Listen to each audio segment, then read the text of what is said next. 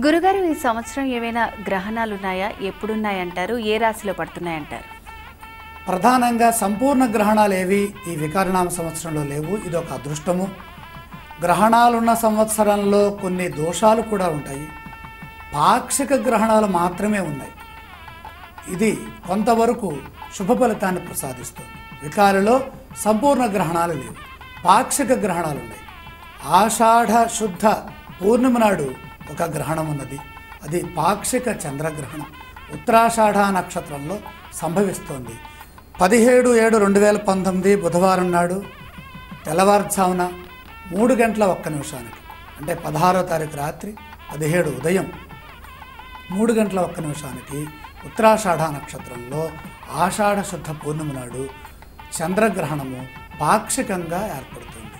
పాక్షిక గ్రహణాలకి అంత ప్రభావం ఉండదు. ఉత్తరాషాఢ నక్షత్రంలో ఏర్పడిన కారణం చేత ఉత్తరాషాఢ నక్షత్రంలోని వారు మాత్రమే ఈ గ్రహణాన్ని చూడకూడదు, శాంతి జరిపించుకోవాలి.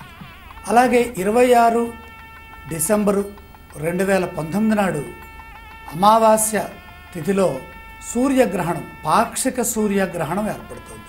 ఉదయం 9:30 మూలా నక్షత్రంలో మార్గశిర బహుళ అమావాస్య నాడు పాక్షిక సూర్యగ్రహణం సంభవిస్తోంది మూలా నక్షత్రం.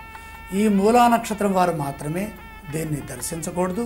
శాంతి జరిపించుకుంటే చక్కని శుభాలు చేకూరుతాయి.